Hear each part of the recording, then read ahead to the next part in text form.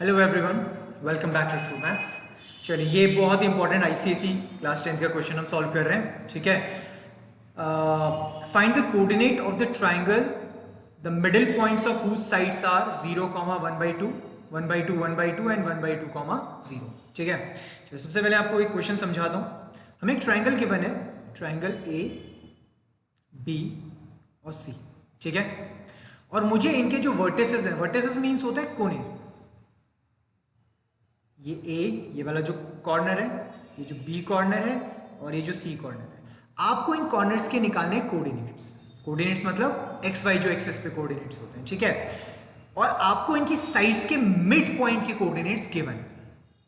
ठीक है, साइड्स के मिड पॉइंट मतलब यहाँ पे एक मिड पॉइंट मान लेते हैं हम लोग। इसके कोऑर्डिनेट गिवन है मुझे 0, 1/2, 1/2 मीन्स 0.5, और अगले वाले के मिड पॉइंट क्या है 1/2, 1/2, दैट मीन्स 0.5, 0.5, और तीसरे के मिड पॉइंट क्या है 1/2, 0। ठीक है, हमें मिड पॉइंट के कोऑर्डिनेट्स गिवन हैं और हमें वर्टिसेस के फाइंड आउट करने हैं। तो क्या करें, हम लोग एक काम करते हैं, इनके कोऑर्डिनेट्स को लेट कर लेते हैं। इसको लेट कर लेते हैं x1, y1, b को लेट कर लेते हैं x2, y2, और c को कर लेते हैं x3, y3। ठीक है, यहां तक तो आई डोंट थिंक कोई प्रॉब्लम है ना। इसके बाद सबसे इंपॉर्टेंट चीज क्या है, अगर आप ध्यान से देखें, यहाँ पे मेरा कर्सर विजिबल होगा आप लोगों को कि ये जो पॉइंट है यहाँ पे, ये दरअसल B और C का मिड पॉइंट है। करेक्ट। सिमिलरली ये जो पॉइंट है यहाँ पे, ये A और B का मिड पॉइंट है, और यहाँ पे जो पॉइंट है AC का मिड पॉइंट है। तो हम लोग क्या करने वाले हैं, मिड पॉइंट फॉर्मूला यूज करके इक्वेशंस फॉर्म करने वाले हैं, और उन इक्वेशंस की हेल्प से हम यहाँ पे x और y का वैल्यू निकाल लेंगे। एक्स वाई मीन्स जो कोऑर्डिनेट्स हैं, x1 y1, x2 y2, x3 y3। ठीक है, क्लियर है। सबसे पहले हम BC पे यूज करते हैं। अच्छा, उससे पहले एक काम करते हैं, यहां पे मिड पॉइंट फॉर्मूला लिख लेते हैं।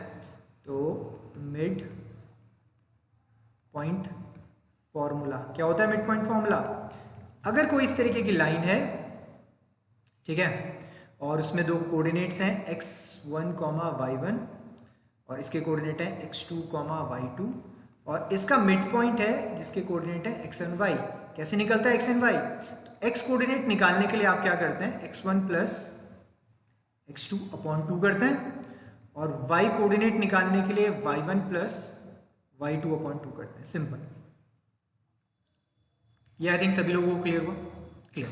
अब सिंपली ये फॉर्मूला बार बार यूज करना है और बहुत सारी इक्वेशंस फॉर्म करनी है, उनकी हेल्प से ये आंसर आएगा। सबसे पहले BC के लिए यूज करते हैं। तो देखिए, BC के लिए जो x वाला कोऑर्डिनेट है that is 1/2 is equals to होगा x1 और x2, और यहां पे x1 और x2 क्या है, x2 और x3 है। मतलब इस वाली लाइन के लिए यहां पे x कोऑर्डिनेट और x कोऑर्डिनेट है x2 प्लस x3 अपॉन 2।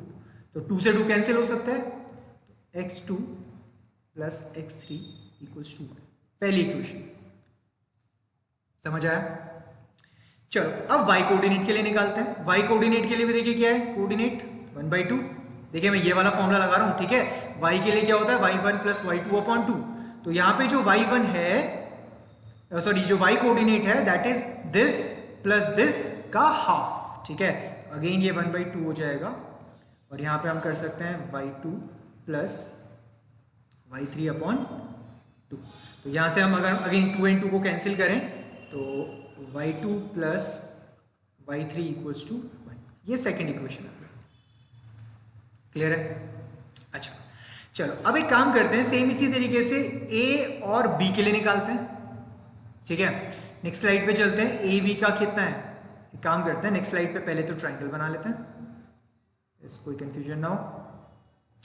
यहाँ पे ए पॉइंट था, इसको हमने x1, y1 कंसिडर कर रखा था। ये बी पॉइंट था, इसको x2, y2 कंसिडर कर रखा था, और सी था ये x3, y3। ठीक है, इसके कोऑर्डिनेट्स कितने थे, 0, हाफ, 0, हाफ, और यहाँ पर था हाफ, 0, और यहाँ पे था हाफ,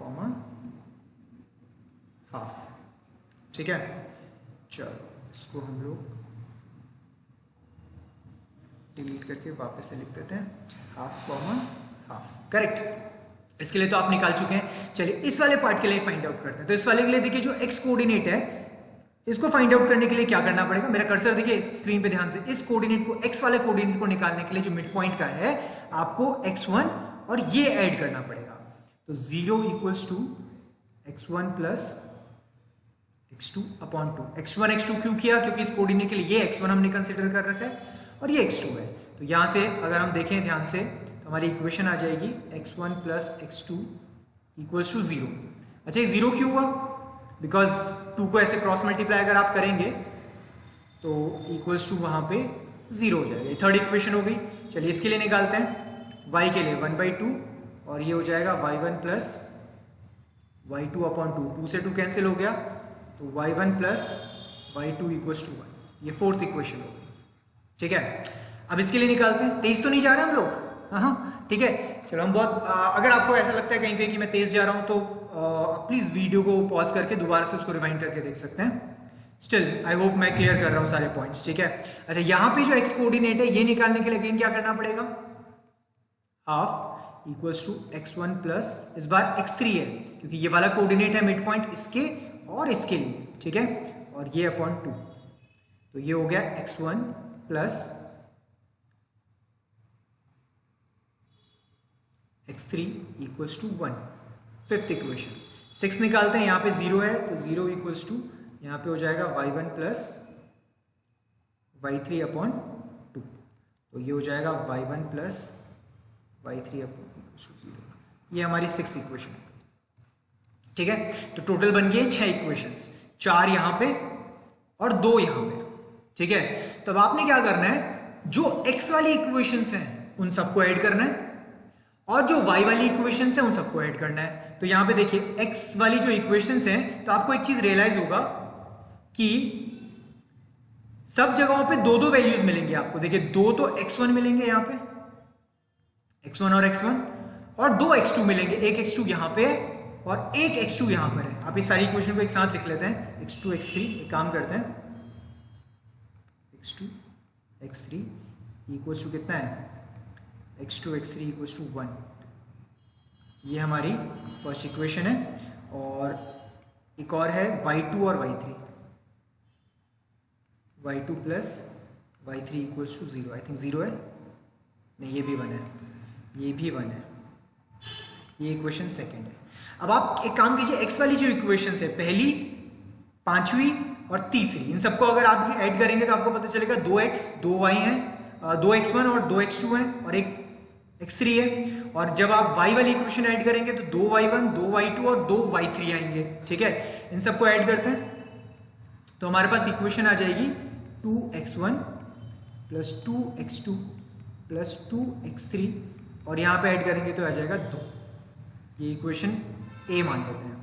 ऐसे 2y1 2y2 2y3। ये कैसे हुआ, जब हमने x वाली सारी इक्वेशंस को एक साथ ऐड किया, इक्वेशन पहली, तीसरी और पांचवी, और दूसरी, चौथी और छठी जब ऐड किया तो y1 के लिए इक्वेशंस फॉर्म हो गई। ठीक है, अब एक काम करते हैं, दोनों में से 2 को कॉमन ले लो तो x1 plus x2 plus x3 और 2 से पूरी इक्वेशन को डिवाइड कर दो। ये इक्वेशन आ गई।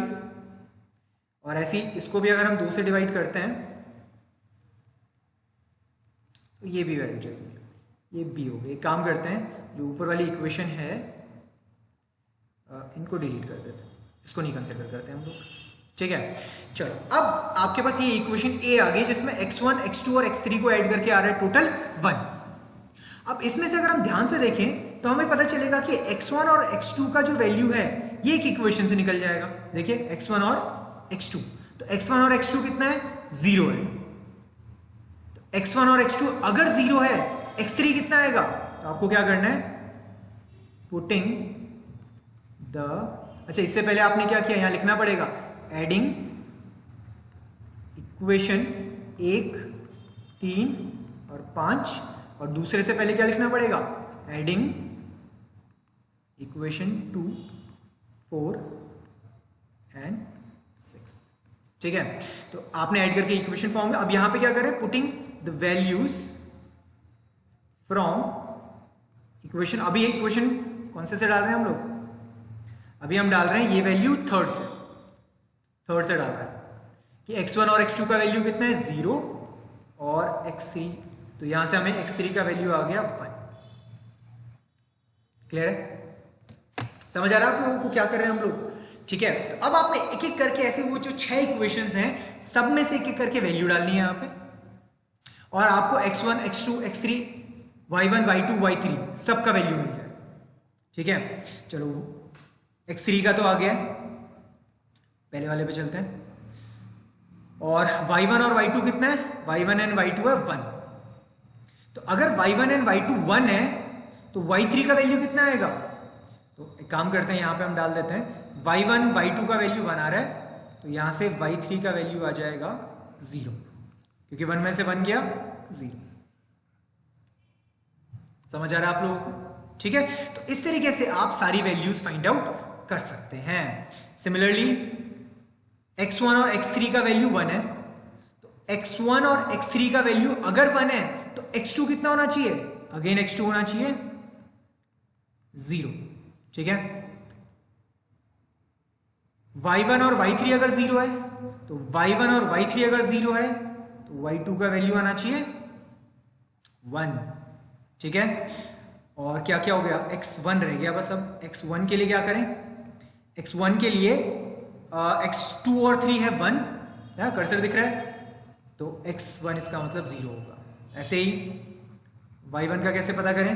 अच्छा, y1 का पता करने के लिए y2 और y3 पता करना पड़ेगा। y2 y3 है 1, तो इसका मतलब ये होगा 0। तो आई थिंक यहाँ पे आपने सारे कोऑर्डिनेट्स का वैल्यू यहाँ पे फाइंड आउट कर लिया है। ठीक है, सॉरी, एक काम करते हैं, मेरा कैमरा यहाँ ले आता है और मैं कलर चेंज करके यहाँ पे वैल्यू लिख लेता हूँ। तो एक एक कोऑर्डिनेट थे x1 y1, और x1 है आपका 0 और y1 है आपका 0। b x2 y2, x2 है आपका 1 और y2 है, सॉरी x2 है आपका 0 और y2 है आपका 1। और c में कोऑर्डिनेट थे x3 y3 1, 0। ये आंसर आ गया आप लोगों को। ठीक है, प्रीवियस पे चलते हैं। तो यहाँ पे देखिए x1 ये था ना कोऑर्डिनेट्स, तो ये आपने फाइंड आउट कर लिया। ठीक है, आई होप ये वाला वीडियो समझ आया। बहुत लंबा हो गया है, लेकिन अगर कोई प्रॉब्लम रहता है स्टिल इस वीडियो के बाद भी नीचे डिस्क्रिप्शन में हम लोगों का नंबर फ्लैश हो रहा होगा, आप हमें कांटेक्ट कर सकते हैं, व्हाट्सएप पे हमें क्वेरी कर सकते हैं। हम हमेशा तैयार हैं आप लोगों को हेल्प करने के लिए। Thank you very much. आप हमें बताइए वीडियो कैसा लगा, दोस्तों के साथ शेयर कीजिए, कमेंट सेक्शन में मुझे बताइए वीडियो कैसा लगा आपको। Thank you.